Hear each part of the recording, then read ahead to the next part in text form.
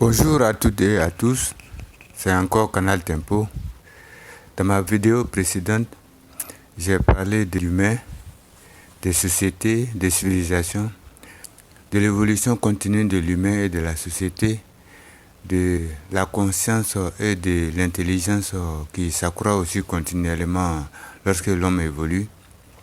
Et bien, dans cette vidéo, je parlerai de l'existence, de la vie, du monde, de leur énergie respective, aussi de certains noms qui les régissent.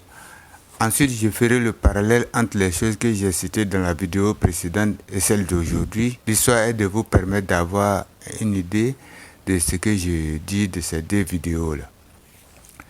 Alors, donc, j'ai dit que je parlerai d'existence, de la vie et du monde. Bon, dans notre langage courant, parfois on dit la vie, parfois on dit le monde, mais en réalité, ces deux aspects-là sont différents. Profondément, la vie est différente du monde. D'abord, c'est quoi la vie?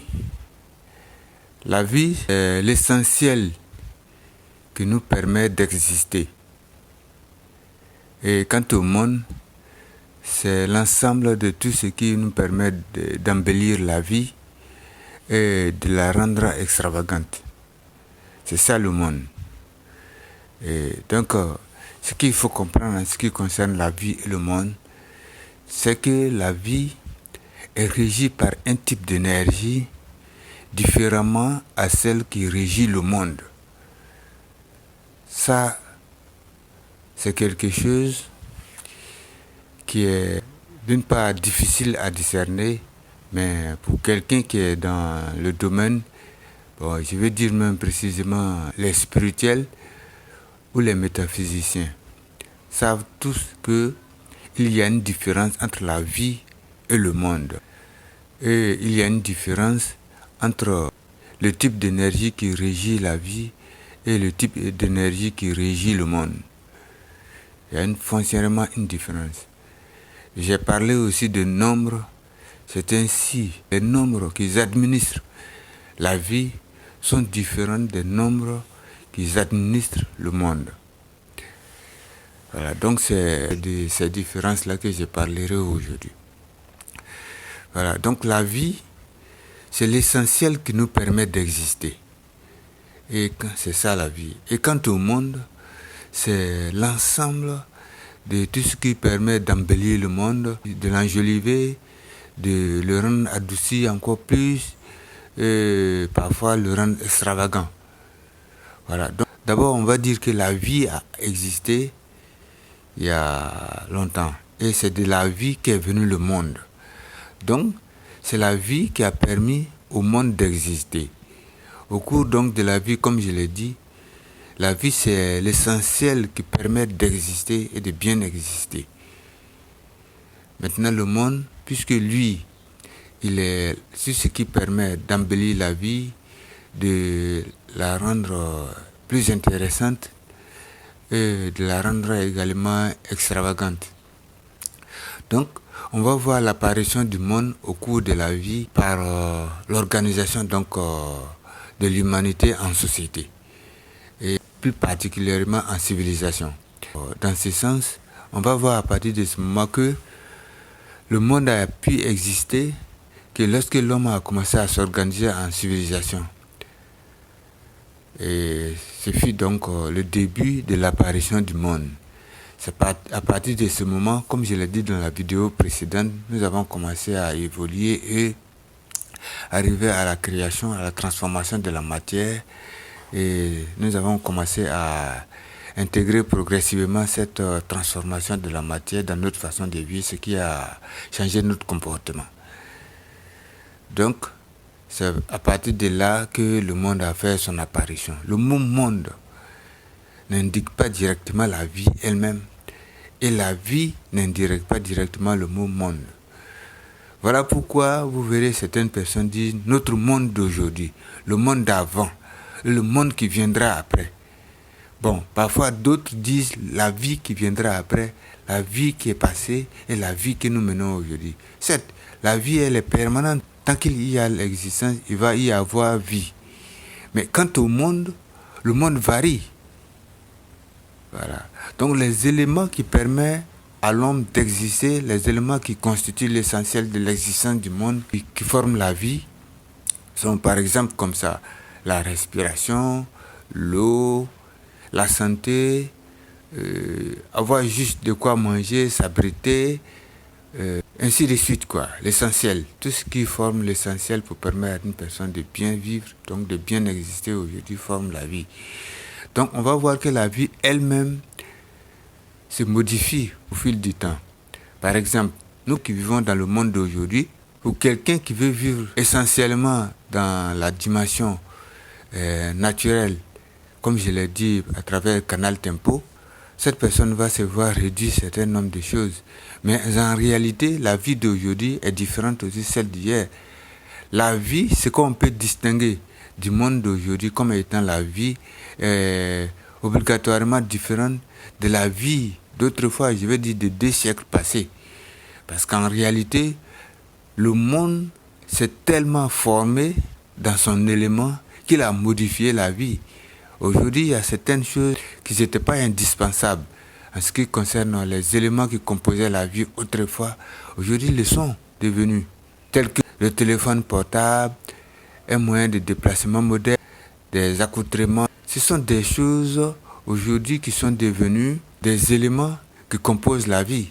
Et on va trouver d'autres choses aujourd'hui qui permettent à l'homme de rendre sa vie encore plus enjolivée et plus extravagante.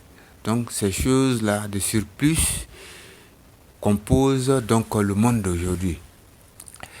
Et donc par exemple, comme je viens de le citer, les éléments indispensables qui permettent de former la vie d'aujourd'hui, on va trouver comme ça les lentilles que l'on porte, les voir, permettent de bien voir pour ceux qui sont un peu malvoyants.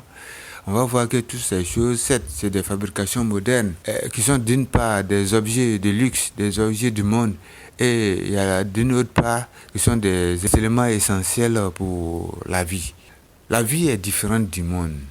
Le monde, lui, se transforme. Le monde se modifie, y compris à des impacts de modification aussi sur la vie. Mais toujours est-il que le monde se voit dans l'extravagance, le surplus. D'une part, qui n'est pas forcément obligatoire pour pouvoir vivre. Voilà, tout ce qui n'est pas obligatoire, qui rentre dans le cadre du surplus, forme le monde. Voilà, par exemple, un véhicule aujourd'hui fait partie de la vie, des accoutrements font partie de la vie. Mais quand on rentre dans le cadre déjà de 3 véhicules, 4 véhicules comme moyen de déplacement, bon, ça c'est des choses du monde. Vous voyez, quand on rentre maintenant dans l'accoutrement où il faut porter un type d'accoutrement ce matin, le soir il faut le changer, il faut se changer les parures plusieurs fois par jour, ça ce sont des trucs du monde. Voilà. En ce qui concerne les trucs de la vie d'aujourd'hui, l'explication permet de faire la distinction entre les deux. Maintenant, ce qui est plus important ici, c'est la question des énergies et les différents nombres qui les régissent. Ça, c'est vraiment quelque chose qui est très très important et je dirais même que c'est indispensable. C'est le truc que l'homme doit savoir. Alors, donc, je dis que l'énergie qui régit la vie est distincte de l'énergie qui régit le monde. Et c'est avéré. Il y a un type d'énergie qui régit la vie. Elle est beaucoup plus pure, différemment à l'énergie qui régit le monde. Et ça va se voir à travers les nombres qui les régissent. La vie est régie par un type d'énergie qui est représenté aussi par un nombre. Et ce nombre, je l'appelle la valeur énergétique de la vie.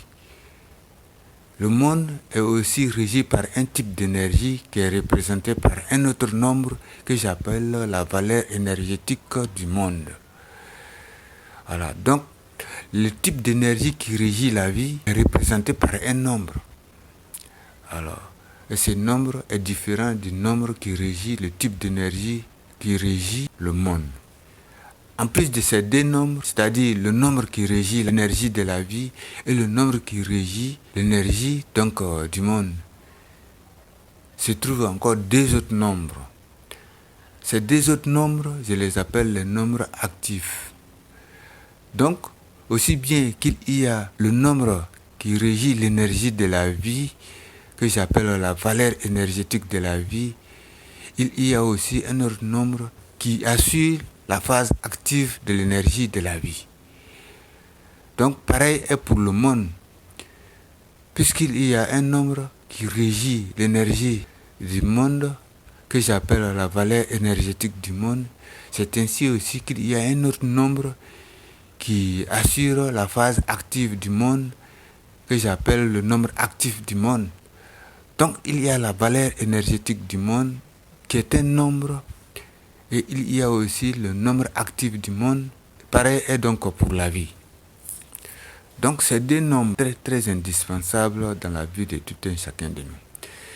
Donc, comme j'ai dit, les choses que j'ai citées dans la vidéo précédente et celles que j'ai citées dans cette vidéo-là, dans la vidéo précédente, j'ai parlé du canal tempo, de l'humain, de la société humaine, de la civilisation et de l'évolution continue de l'humain, tout compris sa conscience et son intelligence.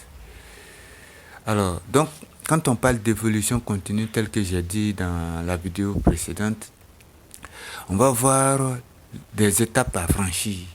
Comme je l'ai dit dans ma vidéo précédente, en ce qui concerne certaines civilisations passées, ont été faits dans un monde pleinement naturel. Et puisque la société humaine elle-même était en évolution, donc en mutation, a mis en place plusieurs civilisations, dont celle dans laquelle nous nous retrouvons aujourd'hui. Et on va trouver qu'elle est dans une position standard. Et donc tout ceci a fait appel à canal tempo pour pouvoir la réguler. Donc cette position standard que canal tempo permet de réguler de la sorte à pouvoir préserver le bien-être de l'humain va se voir en parallèle avec les deux types d'énergie et aussi les deux types de nombres actifs. Voilà, donc les énergies telles que celles de la vie et celles du monde, comme je l'ai dit, sont foncièrement différentes. L'énergie de la vie est pure et celle du monde est aussi pure, mais avec une pureté moindre que celle de la vie. La partie qui rend l'énergie du monde moins pure est une partie qui permet la transformation de la matière. Et donc, c'est le nombre qui la régit est un nombre qui favorise la transformation de la matière. Et donc, le nombre actif qui est lié au monde est un nombre qui favorise aussi, d'une part, l'acquisition donc de la matière.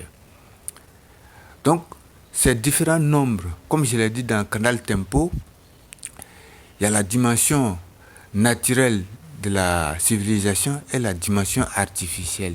Donc, on va trouver que les nombres, que ce soit la valeur énergétique de la vie qui est liée à la dimension naturelle de la civilisation, ou que ce soit la valeur énergétique du monde qui est liée à la dimension artificielle du monde, on va trouver que l'utilisation de ces nombres-là sont des forces qui permettent à l'homme de pouvoir se maintenir d'une part et d'autre, en fonction de l'orientation qu'il veut se donner. Est-ce que vous voyez? Maintenant, en ce qui concerne l'apport des nombres actifs, ils agissent aussi en ce sens. Voilà pourquoi la première vidéo était faite pour pouvoir permettre à l'homme d'avoir une idée, et la deuxième vidéo va permettre de savoir quelles sont les différentes forces qui permettent à l'homme de pouvoir ajuster son orientation en ce qui concerne son inclination vers la dimension naturelle de la civilisation ou son inclination vers la dimension artificielle de la civilisation. Donc, en ce qui concerne la dimension naturelle de la civilisation, il y a un nombre qui est une force qui lui permet de se donner une force spontanée pour pouvoir agir avec spontanéité. Et en ce qui concerne la dimension artificielle, il y a aussi d'autres nombres qui lui permettent de pouvoir aussi se donner une force spontanée afin de pouvoir ajuster son orientation. Est-ce que vous voyez? Donc, Ceci fait appel à l'évolution de l'homme, comme je l'ai dit. On vient d'abord dans une famille, ensuite l'environnement qui est le collectif ou la communauté pour pouvoir arriver à la société. Ce qu'il faut comprendre, c'est qu'au cours donc de l'évolution de l'humain, tous les humains ne sont pas au même niveau. Bon, parfois par humilité ou par une préoccupation d'inclusion, on dit comme ça tous les humains sont égaux. En réalité, tous les humains ne sont pas égaux. Si tous les humains étaient égaux, tous les humains allaient avoir la capacité de faire tout ce qu'ils veulent. Mais on voit qu'il y a certaines personnes qui ont la facilité d'aboutir à des résultats distinctement à d'autres personnes. Certaines personnes se distinguent en ce qui concerne l'acquisition de certains résultats. Ça indique clairement que tout le monde n'est pas égal. On le voit aussi à travers la proportion des gens en ce qui concerne certaines choses. Il y a des personnes qui sont intellectuellement plus élevées que d'autres. Il y a des personnes qui sont athlétiquement plus avancées que d'autres. Il y a des personnes qui sont diplomatiquement plus avancées que d'autres. Voilà, donc quand on prend ces différentes distinctions, on découvre que c'est l'évolution continue de l'humain et le type aussi d'évolution qui fait la différence entre les gens. Voilà, donc il y a des grandes choses qui forment la civilisation d'aujourd'hui, la dimension naturelle, y compris la dimension artificielle. Donc, il y a des nombres qui permettent à une personne de pouvoir ajuster son orientation. Donc, on vient dans une société. Ce qu'il faut comprendre, c'est que toutes les âmes ne sont pas égales à la naissance. Il y a des âmes qui sont venues déjà accomplies. Ces âmes, normalement, ces âmes ont besoin d'être détectées comme telles, ensuite maintenir comme telles et orientées comme telles. Mais c'est pas ce qu'on voit. Quand vous êtes une âme déjà accomplie et vous venez dans une famille où les gens sont complètement ignorants, alors, donc, ils vous recommandent des choses. Parfois même, ils vous imposent des choses desquelles vous n'avez plus besoin. Une âme déjà accomplie vient pour trouver sa voie, se stabiliser et aider d'autres âmes à avancer. Mais parfois, les gens, par faute de cécité, désorientent donc ces types d'âmes. On vous recommande, on vous impose même certaines choses desquelles vous n'avez plus besoin, certaines choses qui vont vous perturber. Et donc, cela mène à suffisamment de gâchis dans la société. Or, une âme déjà accomplie, qui est venue pour trouver sa voie et se maintenir, se stabiliser, et guider d'autres âmes, ouvrir d'autres âmes pour les permettre d'avancer sur les voies respectives, ce type d'âmes ne sont pas difficiles à détecter. Mais la société est régie d'une cécité incroyable qui fait qu'il y a des difficultés à ce sens. Personnellement, je l'ai vécu. L'environnement dans lequel je suis, l'environnement d'abord dans lequel je suis né, que j'ai grandi, est un environnement perturbateur. C'est un environnement désorienté. C'est un environnement ténébreux. Absolument, ils n'ont rien de sûr en main. Ils sont dans une croyance aveugle et ils ne s'en rendent même pas compte qu'il faut mener des expériences. Ils ne s'en rendent pas compte qu'il faut avoir du recul, il faut prendre du recul en ce qui concerne certaines choses. Mon environnement est un environnement de croyance en Dieu. C'est un environnement qui croit en Dieu de façon aveugle, qui marche sans orientation et donc qui vivent de façon éparpillée. Alors un tel environnement va désorienter, perturber, voire détruire une âme déjà accomplie. J'ai eu la chance de vivre dans un environnement pareil, d'être d'abord né dans un tel environnement, ensuite d'y grandir et vivre toutes ces difficultés et finalement trouver ma voie et le peu d'expérience que j'ai. Donc, dans des environnements, quand vous venez, en tant qu'une âme déjà accomplie, au lieu que vous soyez détecté, ensuite encadré et orienté comme tel, afin de vous permettre de découvrir votre voie, non, on vous recommande d'autres choses. Mais de par naïveté, vous suivez les choses. On vous motive dedans et vous vous y adonnez. Et en fin de compte, vous n'avez pas de résultats escomptés. Parfois, on vous les impose. Et ça, c'est quelque chose qui détruit l'homme. Donc, il y a plusieurs personnes dans ce cas. Une telle âme, on ne lui impose pas une chose. On la détecte et on l'encadre comme telle, afin qu'elle découvre sa voie, qu'elles se maintiennent jusqu'à se stabiliser et être les autres à avancer. Donc, une âme déjà accomplie, lorsqu'on l'intègre dans un environnement où les gens sont complètement désorientés de par leur cécité, c'est la catastrophe. C'est la difficulté, c'est un labeur difficilement décryptable. Vous voyez? Et parfois, on vous motive tellement dans des choses que vous atteignez un niveau où le recul devient difficile. Parfois, vous avez l'impression qu'il y a quelque chose de plus fort que vous qui vous empêche d'avoir du recul sur la situation. Alors, en ce qui concerne les deux types de valeurs énergétiques, je vais dire le nombre représentatif de l'énergie de la vie, tout comme le nombre représentatif de l'énergie du monde, sont des forces qui vous permettent de faire appel à une force inspontanée. Cette force inspontanée vient à votre rescousse et vous permet d'avoir la force spontanée avec laquelle vous commencez à ajuster votre orientation. Je prends par exemple les religieux. Je ne peux parler de religion. Bien sûr que moi, je suis affilié à la religion musulmane et chrétienne, du fait que je suis né comme tel. Mon père musulman, imam, et ma mère chrétienne. C'était pas facile parce que j'étais bâillonné entre les deux. Et donc, j'ai vécu des choses exceptionnelles en ce sens. Mais aujourd'hui, j'ai plus ou moins trouvé ma voie et j'ai vraiment une expérience très approfondie en ce sens. Il y a eu pour moi des moments où j'avais du mal à me retirer, j'avais du mal à me remettre en question, j'avais du mal à remettre en question ces deux religions. Mais avec vraiment l'aide de la Providence, quand j'ai pu arriver à ces différents nombres, et lorsque je les ai appliqués comme ça m'a été indiqué, j'ai commencé à avoir une force spontanée. Et je suis sûr que cette force spontanée que j'utilisais pour m'orienter est venue certainement d'une force inspontanée. Voilà. Donc, les deux types de valeurs énergétiques, je veux dire le nombre représentatif de l'énergie de la vie, tout comme le nombre représentatif de l'énergie du monde, sont accompagnés des nombres actifs. Il y a un nombre actif qui est relatif à l'énergie de la vie et il y a un autre nombre actif qui est relatif à l'énergie du monde. Voilà, donc ce sont des différents nombres qu'on peut appeler des codes.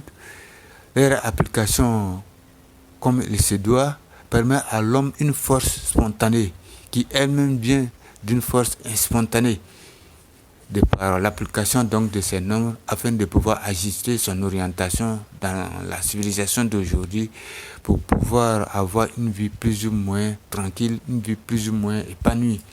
Sans quoi, comme je l'ai dit dans la vidéo précédente, même ceux qui détiennent suffisamment de matériel ne sont pas épanouis à fond, hein. Ils ont juste des moments de défoulement et puis après, ça devient compliqué. La seule chose qui peut combler un être humain et lui permettre d'avoir le sentiment de la satisfaction, c'est vraiment l'énergie divine quand elle est administrée en l'homme avec justesse. Lorsqu'elle est administrée en l'homme à proportion égale du potentiel de son âme. C'est ça qui permet à l'homme de pouvoir se sentir satisfait. Et donc de pouvoir avoir le plein épanouissement et de pouvoir profiter du peu ou du plus dont il dispose. Sans quoi, c'est pas facile. J'ai vécu l'expérience et j'ai échangé avec plusieurs personnes qui ont vécu cette expérience, à moins que ce soit une personne qui veut vivre naturellement. Et ça aussi, quand on commence à faire monter le débit du flux naturel de la civilisation que nous avons aujourd'hui, des temps passés dans cela, que ce soit le téléphone, que ce soit certains accessoires tels que transistors que nous avons, que ce soit le poste de téléviseur, que ce soit un autre type d'appareil électronique ou électrique, c'est les vibrations, les ondes que dégagent ces appareils électriques ou électroniques deviennent nuisibles, on les sent. On les sent dans notre champ magnétique, quoi, en fait. Voilà, donc ce sont des trucs qu'on vive dans la pratique. Quand vous n'êtes pas un pratiquant spirituel ou métaphysicien, vous ne pouvez pas voir ces choses. Votre sensibilité ne peut pas être élevée en ce sens. c'est quand on pratique la spiritualité de façon approfondie ou bien carrément la métaphysique, qu'on élève sa sensibilité et on sent toutes ces choses. Mais quand on y reste, le corps finit par s'y habituer et donc on ne sent plus leur influence. Cela ne veut pas dire qu'ils n'agissent pas sur nous, cela ne veut pas dire qu'ils ne rayonnent pas, mais juste que l'on aura familiarisé son rayonnement avec les ondes que dégagent ces choses. Mais quand on s'y retire pendant un moment, le champ magnétique de l'homme s'ajuste en fonction et donc se dissolide de toutes ces ondes-là. Et des temps après, quand on y revient à leur contact, on les ressent quoi. Voilà, donc c'est comme ça. Et il faut donc dire que la vie est différente donc du monde. Et tel que j'aborde la situation avec Canal Tempo, l'intégration de la vie différemment au monde ici est très important, y compris les différents nombres énergétiques qui les régissent et les deux autres nombres qui les activent. On voit que Canal Tempo, comme tel que je l'avais dit dans l'autre vidéo, est composé de deux dimensions, la dimension naturelle et la dimension artificielle. Et j'ai parlé d'ajustement. Et donc avec les différences que je viens d'indiquer en ce qui concerne la vie différemment au monde, donc on voit déjà la part de la vie. La vie, elle rejoint la dimension naturelle donc de Canal Tempo. Et le monde lui rejoint la dimension artificielle de Canal Tempo. Donc du coup, si la vie est du côté de la dimension naturelle de Canal Tempo, c'est que la vie y est avec son énergie, y compris son nombre représentatif que j'appelle la valeur énergétique de la vie. Et en ce qui concerne le monde, lui rejoint la dimension artificielle de Canal Tempo avec son énergie également, y compris le nombre représentatif de son énergie que j'appelle la valeur énergétique du monde. Leur nombre actif aussi les rejoint, c'est-à-dire le nombre qui administre l'énergie donc de la vie rejoint la dimension naturelle de Canal Tempo, et le nombre qui administre l'énergie du monde rejoint la dimension artificielle de Canal Tempo. Voilà, donc ce qu'il faut retenir comme essentiel ici, c'est ça. Et à ça, il faut ajouter que dans la société, il y a des personnes qui étaient venues des âmes déjà accomplies, ou des personnes qui étaient venues des âmes déjà presque accomplies, mais n'ayant pas eu la chance de sortir dans des environnements où les gens ont un peu de lucidité, alors les environnements ténébreux les ont désorientés avec la recommandation et la motivation de certaines pratiques, ou parfois même voir l'imposition de certaines pratiques à eux, qui les désorientent, qui les accélèrent et parfois les fait sortir de leur orbite. Donc vous voyez, toutes ces choses causent suffisamment de dégâts à des individus et entraînent à des pertes colossales à leurs environnements. Parce que si l'individu qui est venu déjà accompli et qui doit prendre en compte son environnement et produire pour la société, ou l'individu qui est venu, qui doit être maintenu sur un certain nombre de principes pour pouvoir évoluer, pour parachever son accomplissement et également aider son environnement et puis profiter à la société. Si lui, il devient une gâchis de par la cécité de son environnement d'accueil, vous voyez que cela est une perte immense à la société. C'est ainsi que la société humaine a perdu beaucoup de bonnes choses. Donc, cette expérience, je l'ai vécue et j'ai connu des personnes qui étaient bien, qui étaient des âmes, comme je l'ai dit, on distingue facilement, on détecte facilement les âmes déjà accomplies ou bien les âmes presque accomplies.